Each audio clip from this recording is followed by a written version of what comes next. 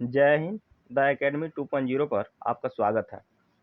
मैं हूं कुमार सत्या सर और आज भारतीय राज्य व्यवस्था की सफलता प्रैक्टिस सीरीज का ये तीसरा पार्ट है। देखें कि जो ये सफलता प्रैक्टिस सीरीज है ये PRT, TGT, PGT, GIC, LT grade के अलावा जो बिहार पुलिस होने वाला है, इसके साथ साथ जो यूपीपी है, एसएससी है, इन सब के लिए भी ये काफ़ी महत्वपूर्ण ये प्रैक्टिस श्रृंखला है। तो आइए प्रश्नों की तरफ बढ़ें। देखें, पहला प्रश्न है, भारतीय संविधान के किस संशोधन द्वारा आंतरिक और यहाँ शांति हो गया, यहाँ पे अशांति अशांति के स्थान पर सशस्त्र विद्रोह शब्द का प्रयोग किया गया? ऑप्शन ए है 42वां संविधान संशोधन, ऑप्शन बी है 44वां संविधान संशोधन, ऑप्शन सी है 43वां संविधान संशोधन और ऑप्शन डी है 41वां संविधान संशोधन। आपको बताना है कि किस संविधान संशोधन के द्वारा आंतरिक और अशांति के स्थान पर सशस्त्र विद्रोह शब्द का प्रयोग किया गया। तो देखें कि जो ये आंतरिक और अशांति के स्थान पर जो आंतरिक अशांति के स्थान पर जो सशस्त्र विद्रोह शब्द का जो प्रयोग किया गया वो था 44वां संविधान संशोधन 1978 द्वारा। कब? 44वां संविधान संशोधन 1978 के द्वारा ये शब्द लाया गया। और इस समय जो सरकार थी वो थी जनता पार्टी की। इस समय सरकार किसकी थी? तो जनता पार्टी की सरकार थी। आगे बढ़े, देखें अगला प्रश्न है, निम्नलिखित में से कौन संविधानेतर संस्था है? ऑप्शन ए है वित्त आयोग, ऑप्शन बी है निर्वाचन आयोग, ऑप्शन सी है योजना आयोग और ऑप्शन डी है अंतर्राष्ट्रीय परिषद। अंतर्राष्ट्रीय परिषद। यहाँ देखें कि जो संविधानेतर संस्था यानी ऐसी संस्था जिसका संविधान में उल्लेख नहीं है, अर्थात संविधानेतर का मतलब है संविधान से इतर यानी संविधान से हटकर, तो ऐसी कौन सी संस्था है? तो देखें कि वित्त आयोग का उल्लेख है, निर्वाचन आयोग का भी उल्लेख है, अंतर्राष्ट्रीय परिषद का भी उल्लेख है, लेकिन उसमें योजना आयोग का कहीं प्रयोग नहीं किया गया है।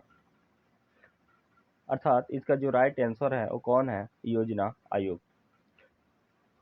जनवरी 2015 में यानी 1 जनवरी 2015 में इसका नाम बदलकर इसे नीति आयोग कर दिया गया। इसे क्या कर दिया गया? नीति आयोग कर दिया गया। इसके अध्यक्ष कौन होते हैं? तो इसके अध्यक्ष पीएम होते हैं। आगे बढ़े अगले प्रश्न की तरफ। देखें अगला प्रश्न क्या है। अगला प्रश्न है, भारतीय संविधान की 8वीं अनुसूची में कितनी भाषाओं का उल्लेख है? चूंकि भारतीय संविधान के 8वीं अनुसूची में पूछ रहा है कितनी भाषाओं का उल्लेख है, ऑप्शन ए है 16, ऑप्शन बी है 18, ऑप्शन सी है 22 और ऑप्शन डी है 21। चूंकि जो मूल संविधान था उसमें कुल कितनी भाषाओं का उल्लेख था, तो उसमें कुल 14 भाषाओं का उल्लेख था। और वर्तमान में कुल कितनी भाषाएं हैं? तो वर्तमान में कुल 22 भाषाएं शामिल हैं। यहाँ देखें कि इसका जो राइट आंसर है वो ऑप्शन नंबर सी होगा। इसमें देखें कि जो 71वां संविधान संशोधन हुआ था, 71वां संविधान संशोधन 1992, इसमें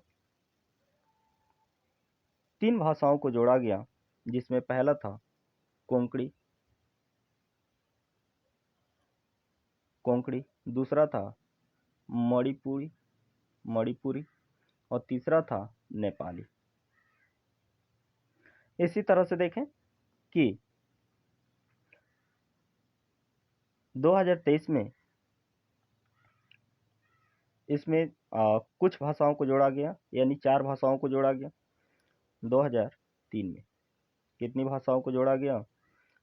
4 भाषाओं को, जिसमें पहला था मैथिली, मैथिली। दूसरा था बोडो।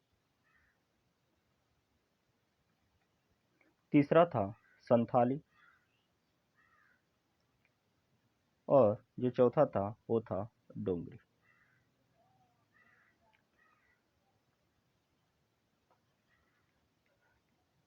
और इस तरह से ये कुल 22 भाषाएं 22 भाषाओं का वर्तमान में उल्लेख है। आगे बढ़े। अगला प्रश्न है कि भारत के संविधान की उद्देशिका में निम्नलिखित में से किसका उल्लेख नहीं है? ऑप्शन ए है राजनीतिक समानता का। ऑप्शन बी है व्यक्ति की गरिमा का। ऑप्शन सी है प्रतिष्ठा की समानता का। और ऑप्शन डी है राष्ट्र की अखंडता का। क्योंकि देखें, यहाँ पीछे देखें कि जो 2003 में मैथिली, बोडो, संथाली और डोगरी भाषा को जोड़ा गया, ये 92वें संविधान संशोधन के द्वारा जोड़ा गया। किसके द्वारा जोड़ा गया? तो ये 92वें संविधान संशोधन जोड़ा गया। इसके साथ ही साथ देखें कि एक भाषा जोड़ी गई थी 21वें संविधान संशोधन 1967 द्वारा। और ये भाषा कौन सी थी? तो ये भाषा थी सिंधी। और इस तरह से ये कुल कितनी भाषाएं हो गई? तो 1, 2, 3, 4 और 4 ये 8, तो 14, 8, 22, यानी 8 भाषाएं बाद में जोड़ी गई। और इस तरह से वर्तमान में कुल कितनी भाषाएं हैं? 22 भाषाएं। आगे बढ़े। यहाँ देखें कि इस प्रश्न में कि भारतीय संविधान के उद्देशिका में किसका उल्लेख नहीं है। तो यहाँ देखें कि राजनीतिक समानता, व्यक्ति की गरिमा, प्रतिष्ठा की समानता और राष्ट्र की अखंडता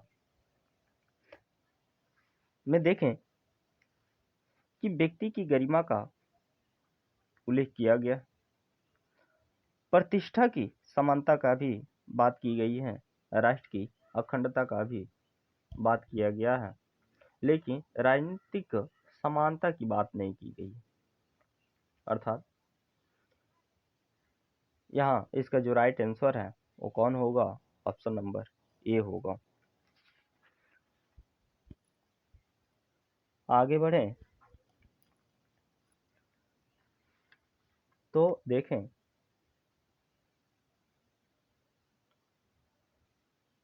अगला प्रश्न है, भारत का संविधान निर्माता भारत का संविधान निर्माण हुआ था। भारत का संविधान निर्माण हुआ था। ऑप्शन ए है 2 जनवरी 1930 को। ऑप्शन बी है 15 अगस्त 1947 को। ऑप्शन सी है 26 जनवरी 1949 को। और ऑप्शन डी है 26 जनवरी 1950 को। यह देखें कि जो संविधान निर्माण की बात है, तो भारत आज़ाद कब हुआ था? तो आज़ाद हुआ था 15 अगस्त 1947 को। इसके साथ साथ देखें 1947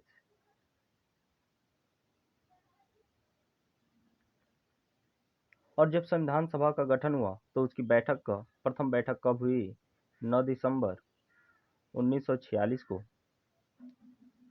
फिर 11 दिसंबर 1946 दूसरी बैठक। और इसकी तीसरी बैठक कब होती है? तो इसकी जो तीसरी बैठक है वो 13 दिसंबर को होती है 1946 में, जिसमें उद्देश्य का प्रस्ताव लाया जाता है।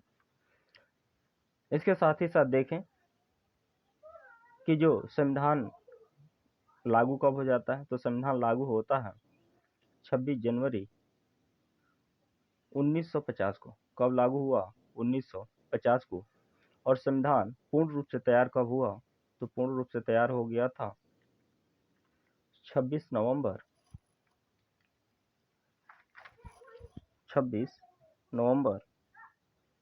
1949 को।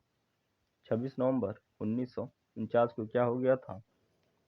पूर्ण रूप से तैयार हो गया था। और इस दिन कुछ संविधान के कुछ अनुच्छेदों को लागू भी किया गया था और इसी दिन संविधान को अंगीकृत कर लिया गया था। अर्थात इसका जो राइट आंसर है वो ऑप्शन नंबर सी क्या होगा? सही होगा। आगे बढ़े तो देखें, अगला प्रश्न है कि संविधान के किस अनुच्छेद के तहत यह उपबंधित है कि निर्वाचन नामावली धर्म, मूलवंश, जाति या लिंग के आधार पर तैयार नहीं की जाएगी। यहाँ देखें, इसके लिए ऑप्शन ए है अनुच्छेद 17, ऑप्शन बी है अनुच्छेद 29, ऑप्शन सी है अनुच्छेद 325 और ऑप्शन डी है अनुच्छेद 326। चूंकि निर्वाचन नामावली धर्म, मूलवंश, जाति या लिंग के आधार पर तैयार न की जाए, इसका उल्लेख कहाँ पर है? तो अनुच्छेद 325 में है। अर्थात इसका जो राइट आंसर है वो ऑप्शन नंबर सी करेक्ट होगा। आगे बढ़े, अगला प्रश्न है कि संविधान के किस अनुच्छेद के द्वारा भारत के नागरिकों को वयस्क मताधिकार प्रदान किया गया है? ऑप्शन ए है अनुच्छेद 25, ऑप्शन बी है अनुच्छेद 26, अनुच्छेद ए है ऑप्शन ए है अनुच्छेद 325, ऑप्शन बी है अनुच्छेद 326 और ऑप्शन सी है अनुच्छेद 327 और ऑप्शन डी है अनुच्छेद 328। इसमें किस अनुच्छेद के द्वारा भारत के नागरिकों को वयस्क मताधिकार का अधिकार प्रदान किया गया है? तो देखें कि जो भारतीय नागरिक हैं उन्हें वयस्क मताधिकार अनुच्छेद 326 के द्वारा प्रदान किया गया है। अर्थात इसका जो राइट आंसर होगा वो ऑप्शन नंबर बी होगा। देखें कि मूल संविधान में जो वयस्क मताधिकार की उम्र थी वो कितनी थी? 21 वर्ष थी। कितनी वर्ष थी? 21 वर्ष थी। लेकिन 61वां संविधान संशोधन के द्वारा ये 21 वर्ष से घटाकर ये 18 वर्ष कर दी गई। कितने वर्ष कर दी गई? तो 18 वर्ष कर दी गई। आगे बढ़े,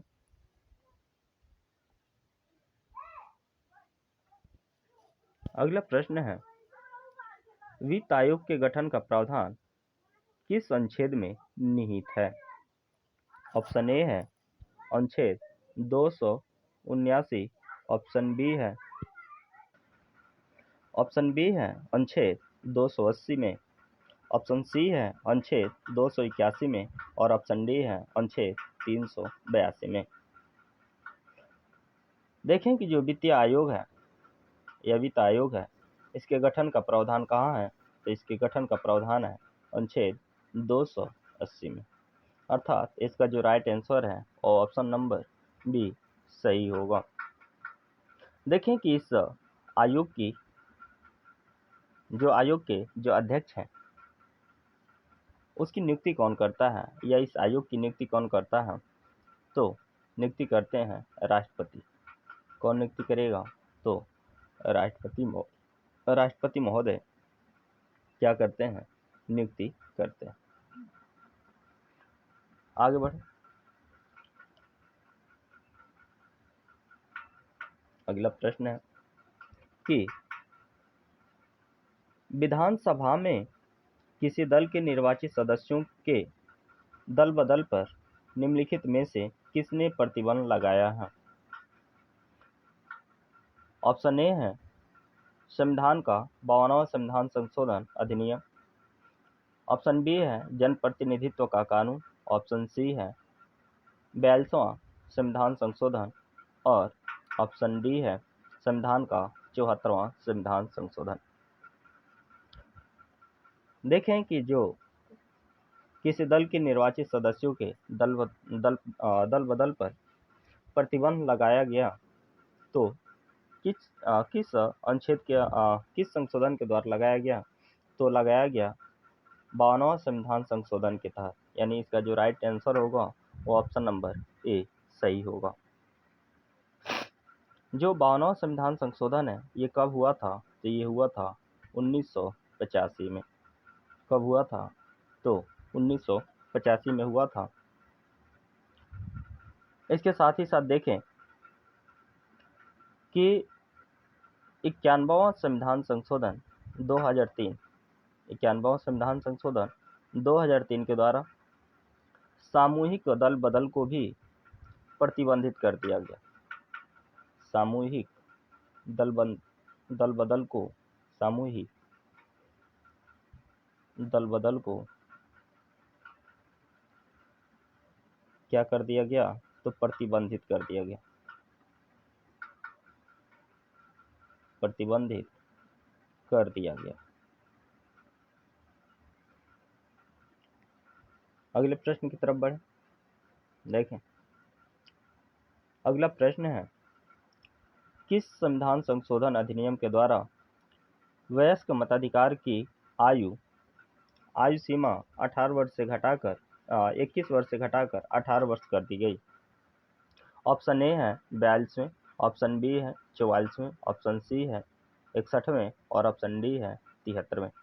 आपको बताना है कि किस संशोधन के द्वारा वयस्क मताधिकार की आयु सीमा 21 वर्ष से घटाकर 18 वर्ष कर दी गई थी। चूंकि देखें कि जो मूल संविधान में वयस्क मताधिकार की जो उम्र सीमा थी वो कितनी थी? 21 वर्ष थी। कितनी थी? 21 वर्ष थी। लेकिन एक संविधान संशोधन होता है 1989 में। कब होता है? 1989 में। और इस संशोधन के द्वारा जो लोकसभा और विधानसभा है इनके मतदान, लोकसभा व विधानसभा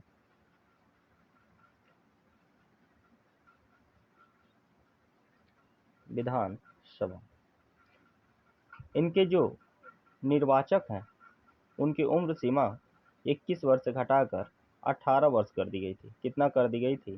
18 वर्ष। और ये 1989 में कौन सा संशोधन हुआ था?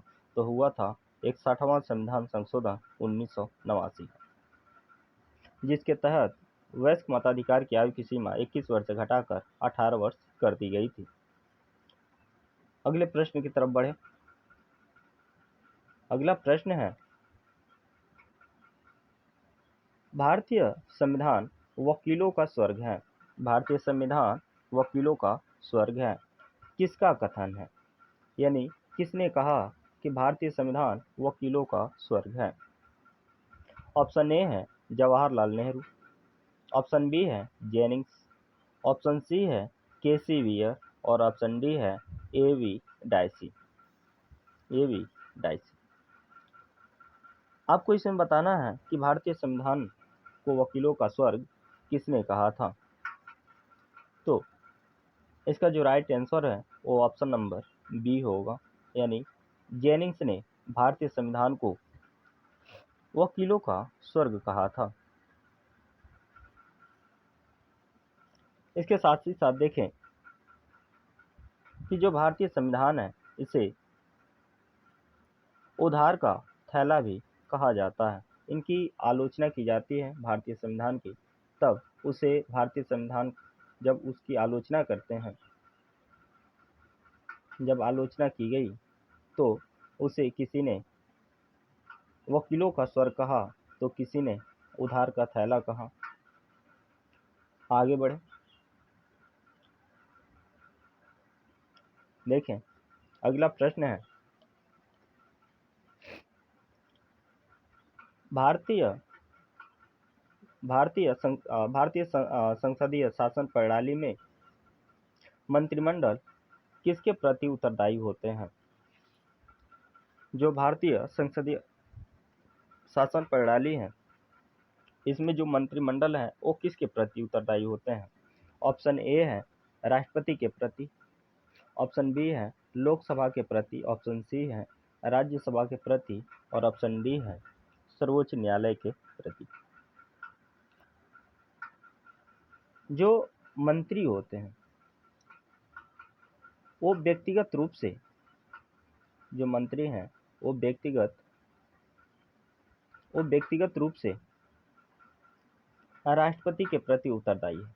किसके प्रति हैं? राष्ट्रपति के प्रति। लेकिन सामूहिक रूप से देखें, सामूहिक रूप से किसके प्रति उत्तरदायी हैं? सामूहिक रूप से, तो सामूहिक रूप से लोकसभा के प्रति उत्तरदायी हैं। किसके प्रति उत्तरदायी हैं? तो लोकसभा के प्रति उत्तरदायी होते हैं।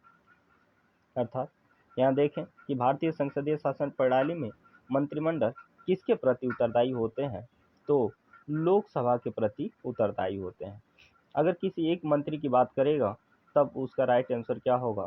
राष्ट्रपति होगा। यानी कोई एक मंत्री है तो उसके लिए वो किसके प्रति उत्तरदायी है? वो राष्ट्रपति के प्रति। लेकिन पूरी मंत्रिमंडल की ही बात कर दें तो किसके प्रति उत्तरदायी हैं?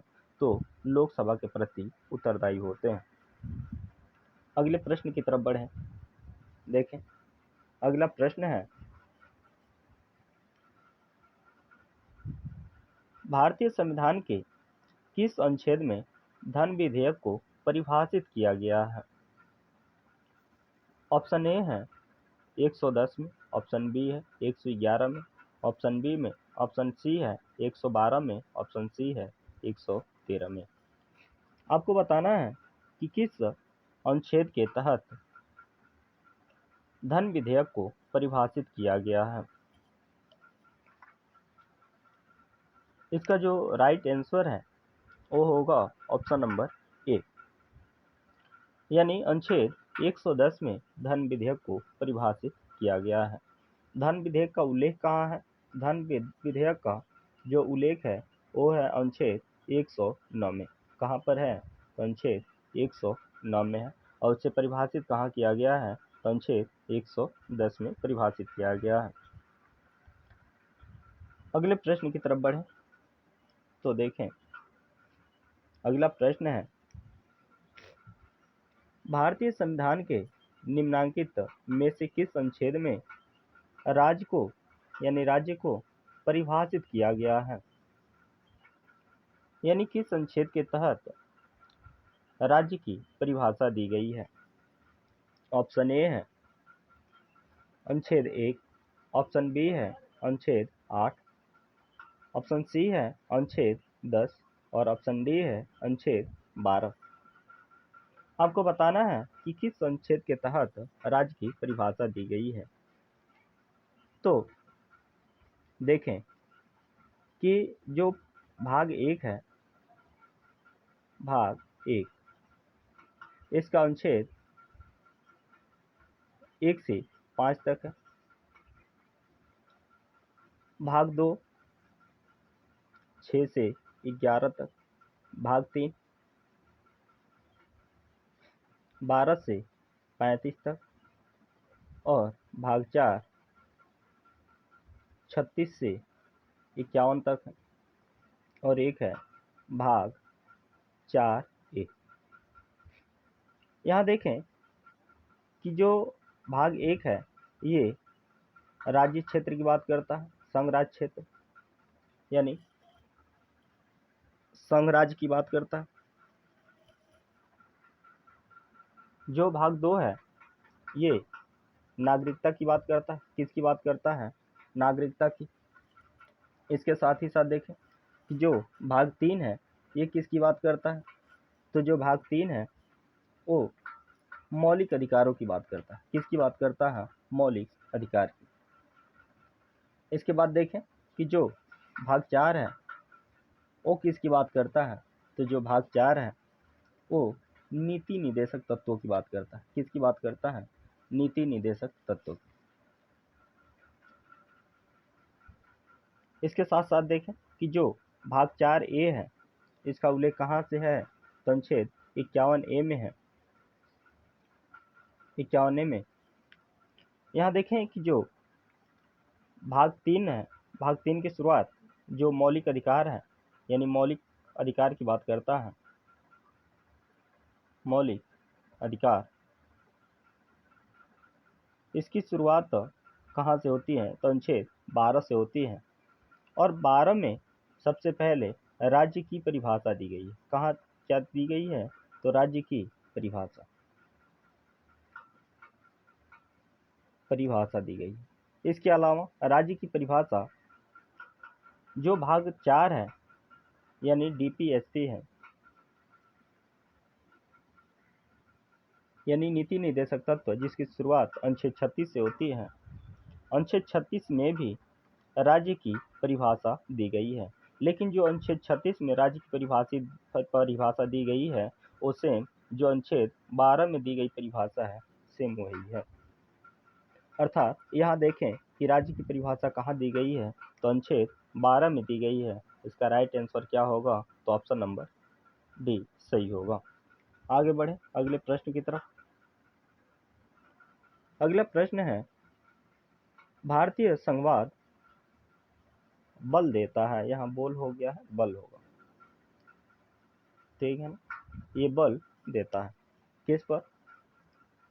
शक्तियों के विभाजन पर, शक्तियों की सुदृढ़ता पर, राष्ट्रीयताओं के साथ समझौता पर या राष्ट्र की एकता पर। आपको बताना है कि जो भारतीय संघवाद है वो किस पर बल देता है।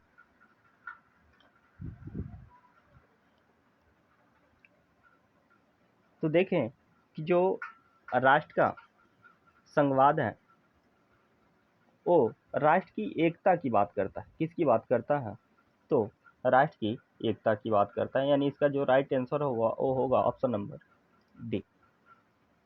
आगे बढ़े अगले प्रश्न की तरफ। देखें अगला प्रश्न है, भारत एक गणराज्य है क्योंकि ऑप्शन ए है विधायिका कार्यपालिका से अधिक शक्तिशाली है। ऑप्शन बी है भारत एक लोकतांत्रिक देश है। ऑप्शन सी है केंद्र और राज्यों के बीच शक्तियों का विभाजन है। और ऑप्शन डी है भारत में राज्याध्यक्ष यानी राष्ट्रपति का निर्वाचन होता है। चूंकि भारत एक गणराज्य है, गणराज्य का मतलब होता है कि राज्य का प्रमुख यानी राज्य प्रमुख एक निश्चित समय के लिए नियुक्त हो, एक निश्चित समय के लिए क्या हो, नियुक्त या निर्वाचित हो, नियुक्त या क्या हो, निर्वाचित हो। यानी जो राष्ट्र का अध्यक्ष है, राष्ट्राध्यक्ष है, राष्ट्र का जो प्रमुख है उसका कार्यकाल फिक्स हो, तो यानी उसका जो निर्वाचन है वो बार बार होता है, हमेशा एक निश्चित समय के बाद होता है। तो ऐसे राज्य को गणराज्य कहा जाता है और भारत क्या है? एक गणराज्य है। और भारत का जो प्रमुख है जिन्हें राष्ट्रपति कहा जाता है, और राष्ट्रपति का अगर कार्यकाल देखें तो निश्चित है 5 वर्षों का, और 5 वर्ष के बाद पुनः राष्ट्राध्यक्ष की नियुक्ति निर्वाचन होगा।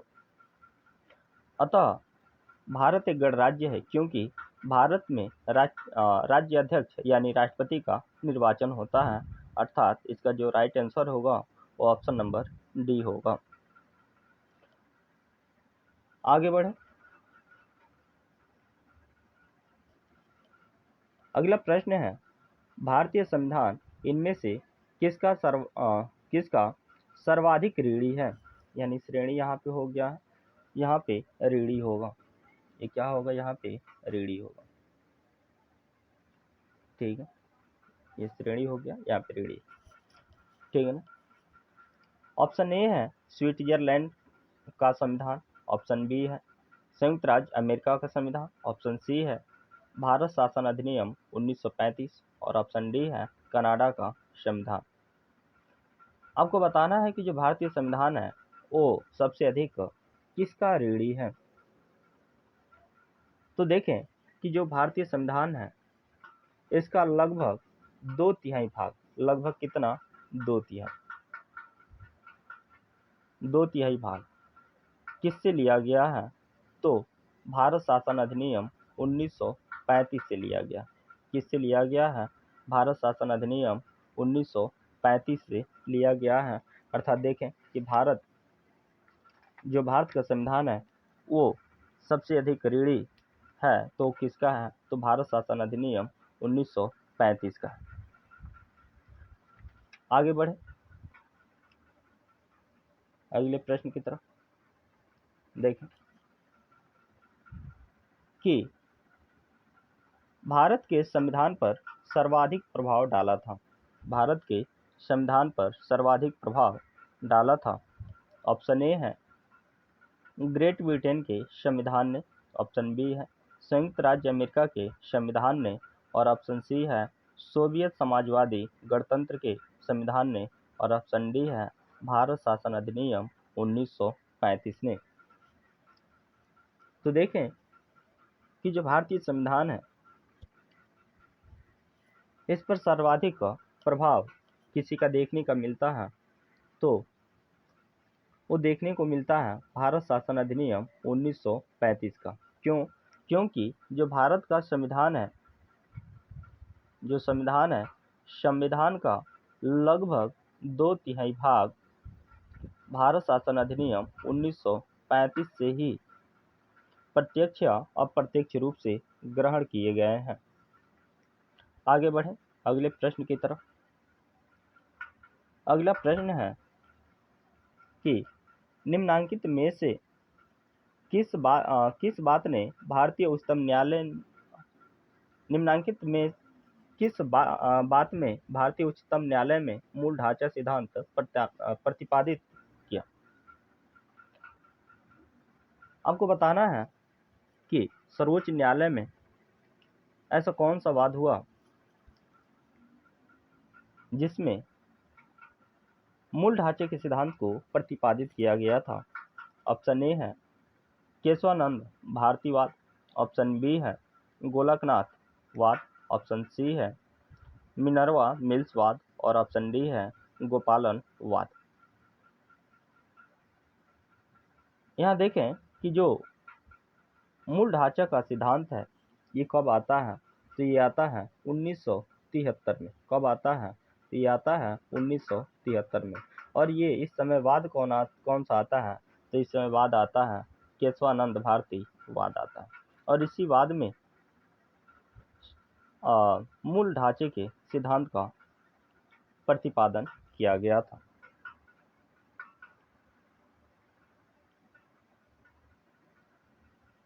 आगे देखें अगला प्रश्न है कि निम्नलिखित में से किसने भारत के संविधान को अर्ध संघात्मक के रूप में परिभाषित किया था, यानी किसने भारत के संविधान को अर्ध संघात्मक कहा था। ऑप्शन ए है जेनिंग्स, ऑप्शन बी है केटीसा, ऑप्शन सी है CF स्ट्रॉन्ग, और ऑप्शन डी है KC वियर। जो भारतीय संविधान है, भारतीय संविधान को अर्ध संघात्मक किसी ने कहा तो वो थे KC वियर। कौन थे, KC वियर। और KC वियर ने भारतीय संविधान को अर्ध संघात्मक कहा, अर्थात इसका जो राइट आंसर होगा वो ऑप्शन नंबर डी होगा। आगे बढ़े अगला प्रश्न है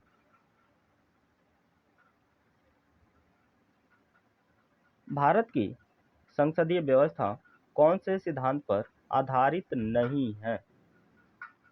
ऑप्शन ए है सामूहिक उत्तरदायित्व पर, ऑप्शन बी है न्यायिक सर्वोच्चता पर, ऑप्शन डी है शक्तियों का पृथक्करण और ऑप्शन डी है संघवाद।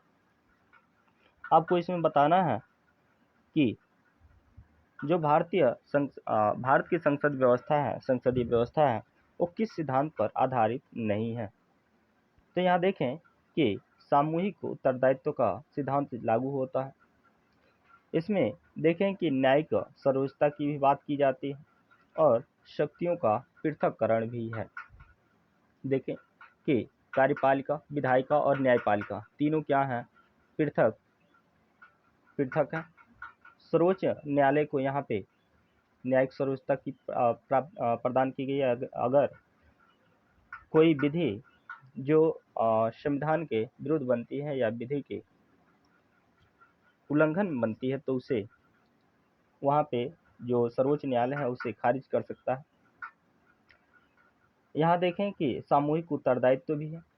अगर मंत्रिपरिषद सही तरीके से काम नहीं कर रही है तो आप विश्वास प्रस्ताव के माध्यम से उन्हें हटाया जा सकता है। यानी वो सामूहिक रूप से लोकसभा के प्रति उत्तरदायी हैं। किसके प्रति उत्तरदायी हैं? लोकसभा के प्रति। अर्थात यहाँ सामूहिक उत्तरदायित्व का सिद्धांत ही लागू होता है, लेकिन यहाँ संघवाद नहीं चलता है। यानी इसका जो राइट आंसर होगा वो ऑप्शन नंबर डी सही होगा। आगे बढ़े, देखें अगला प्रश्न है, कानून द्वारा स्थापित प्रक्रिया न्याय पद्धति की विशेषता है। ऑप्शन ए है संयुक्त राज्य अमेरिका की, ऑप्शन बी है इंग्लैंड की, ऑप्शन सी है भारत की और ऑप्शन डी है चीन की। इसका जो राइट आंसर होगा वो होगा ऑप्शन नंबर सी, यानी ये भारत की न्याय पद्धति की विशेषता है। आगे बढ़े अगले प्रश्न की तरफ। देखें अगला प्रश्न है, भारतीय संविधान का कौन सा संशोधन मंत्रियों की संख्या को सीमित करता है? यानी यहाँ पे आपको बताना है कि किस संशोधन के द्वारा मंत्रियों की संख्या को सीमित कर दी गई।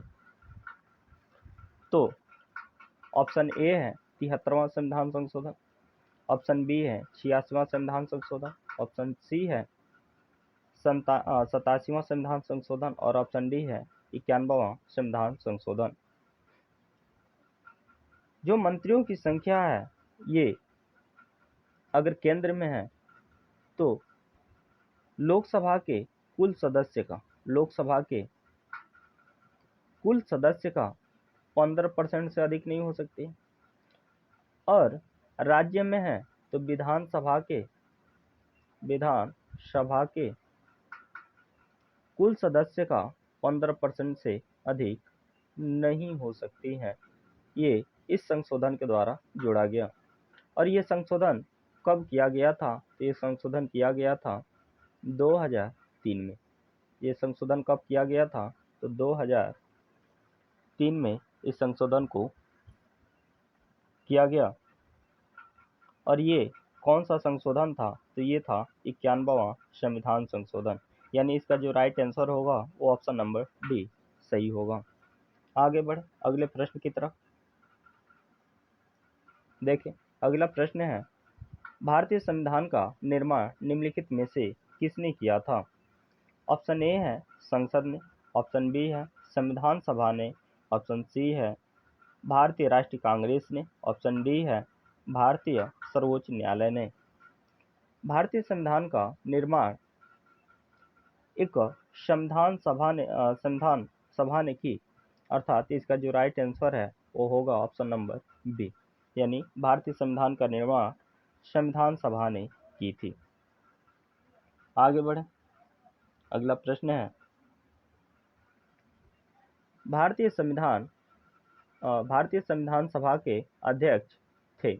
ऑप्शन ए है doctor Rajendra Prasad, option B है इंदिरा गांधी, ऑप्शन सी है महात्मा गांधी, ऑप्शन डी है डॉक्टर भीमराव अंबेडकर। चूंकि यहाँ संविधान सभा के अध्यक्ष पूछ रहा है तो संविधान सभा के जो अध्यक्ष थे वो थे डॉक्टर राजेंद्र प्रसाद, यानी इसका जो राइट आंसर है ऑप्शन नंबर ए सही होगा।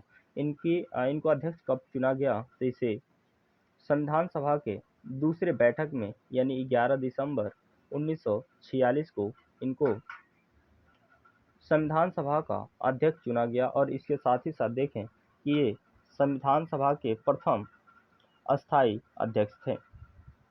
ये क्या थे? प्रथम अस्थाई अध्यक्ष, प्रथम अस्थाई अध्यक्ष थे।